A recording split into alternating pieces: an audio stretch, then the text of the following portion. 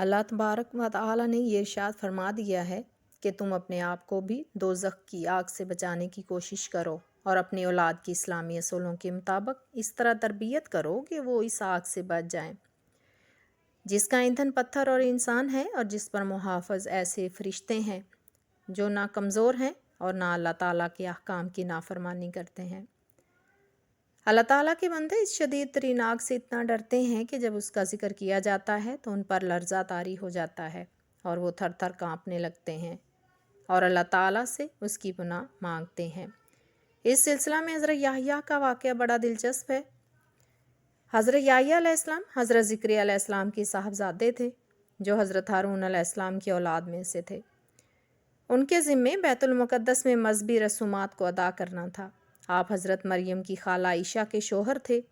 اسی قرابت کے باعث آپ کو حضرت مریم کا نگران مقرر کیا گیا تھا اور وہ باقاعدہ حضرت مریم علیہ السلام کی تعلیم و تربیت کا فریضہ بحسن خوبی ادا فرما رہے تھے۔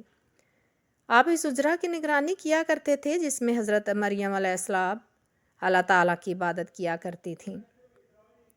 جب بھی آپ حضرت مریم علیہ السلام کے اجرا مبارک میں تشریف لے جاتے تو ان کے ہاں طرح طرح کے پھل رکھے پاتے، گرمی کے پھل سردی میں اور سردی کے پھل گرمی میں وہاں موجود پاتے۔ تو ایک دن آپ نے پوچھ لیا کہ آپ کے پاس یہ پھل کہاں سے آتے ہیں؟ تو انہوں نے عرض کی، یہ میرے رب کی طرف سے ہیں اور وہ جسے چاہتا ہے بغیر حساب رزق عطا فرماتا ہے۔ تو آپ نے جب یہ دیکھا تو وہیں کھڑے ہو کر اللہ تعالیٰ کی بارگاہ میں عرض کی کہ اے میرے پروردگار، مجھے اپنی جناب خاص سے پاکیزہ لخت جگر عطا فرما، بے شک تو دعا کو سننے والا ہے۔ اس وقت حضرت یحییٰ علیہ السلام کی عمر مبارک با اختلافات روایات 70 سال یا 120 سال تھی۔ آپ کی اہلیہ محترمہ کی عمر 98 سال ہو چکی تھی، جس عمر میں اولاد کا پیدا ہونا عام حالات میں ممکن نہیں ہوتا، اور ابھی تک ان کے ہاں کوئی فرزند متولد نہ ہوا تھا، اور آپ کو اپنے رشتہ داروں میں کوئی مرد صالحہ اور ارجمند نظر نہ آتا تھا جو اس قابل ہو کہ ان کے بعد ان کے رفیع منصب کی نازک ذمہ داریوں کو انجام دے سکے۔ اس لیے آپ بڑے فکر مند رہا کرتے تھے کہ کہیں ایسا نہ ہو کہ ان کی رحلت فرما جانے کے بعد کوئی نااہل شخص ان کا جانشین بن جائے اور ان کی دینی رسومات اور عبادات ادا کرنے میں کوتاہی کرنے لگے۔ اہل نظر سے مخفی نہیں کہ جب شاہین کا نشیمن زاغ و زغن کے تصرف میں آ جاتا ہے تو پھر دینی رسومات کتنی پس مردہ اور بے جان ہو جاتی ہیں اور اخلاقی قدروں کی کس بے دردی سے تحقیر کی جاتی ہے۔ یہی احساس حضرت زکریا علیہ السلام کو ہر لمحہ بے چین رکھا کرتا تھا۔ اس لیے حضرت مریم علیہ السلام کے ہاں قدرت کی کرشمہ سازی کا مشاہدہ فرمایا تو ایک روز دل کا سوز التجا بن کر زبان پر آ ہی گیا۔ عجز و نیاز میں ڈوبے ہوئے انداز سے بارگاہ رب العزت میں سر پنہاں کا اظہار کر دیا۔ بڑی خاموشی سے چپکے سے اپنے چارہ ساز کے حضور میں اپنی حکایات و درد کہہ دی تو اللہ تعالیٰ نے آپ کی التجا کو بشرف قبول بخشا اور حضرت یحییٰ علیہ السلام جیسا فرزند ارجمند عطا فرمایا۔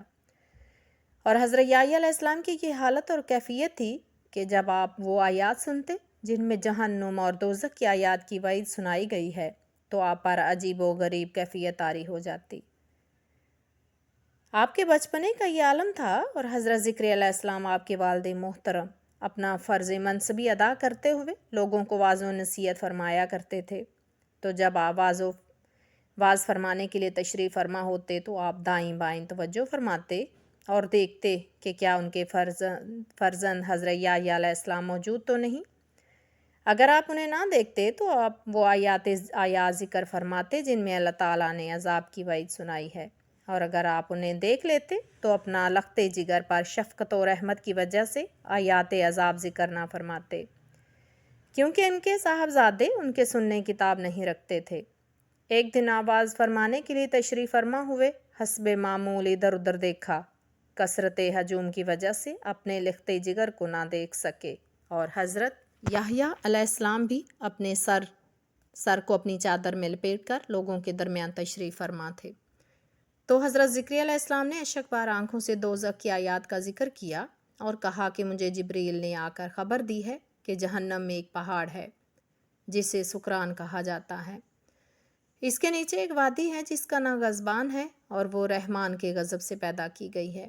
اس وادی میں آگ کے گہرے گڑھے ہیں اور ان میں سے ہر گڑھے کی مسافت 200 سال کی ہے، اور ان گڑھوں میں آگ کے تابوت ہیں، اور ان تابوتوں میں زنجیریں اور بیڑیاں ہیں جن کے ساتھ نافرمان جکڑے ہوئے ہیں۔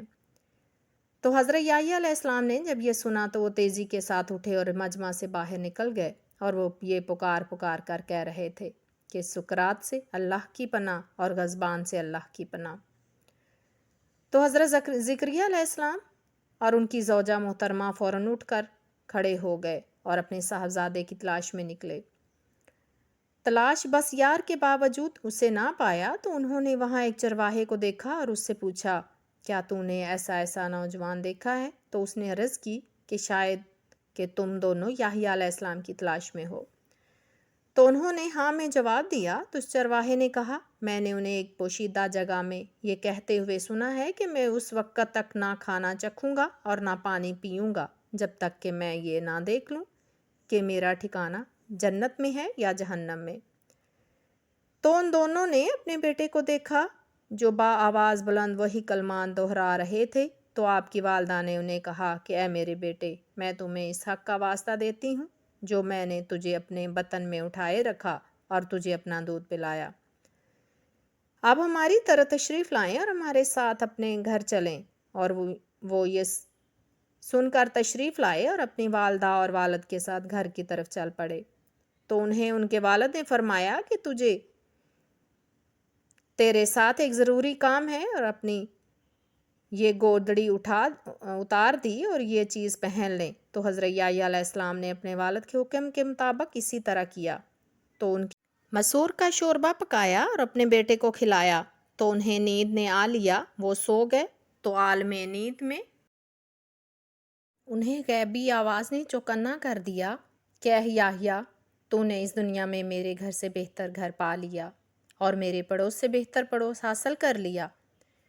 تو حضرت یحییٰ علیہ السلام گھبرا کر اٹھ کھڑے ہوئے اور روتے ہوئے کہا کہ میری گودڑی مجھے لوٹا دو اور اپنا یہ جبہ مجھ سے لے لو، تم نے تو مجھے ہلاک کرنے کا ارادہ رکھتے ہو۔ تو اس وقت زکریا علیہ السلام نے فرمایا کہ میرے بیٹے کو اپنے حال میں چھوڑ دو تاکہ وہ اپنی مرضی کے مطابق عمل کرتا رہے اور دوزخ کی آگ سے نجات پا لے۔ تو جب ان کی عبادت میں شدید اضافہ ہوا تو اللہ نے یحییٰ علیہ السلام کی طرف فرشتہ بھیجا اور فرمایا، میں نے تمہارے اوپر دوزخ کی آگ کو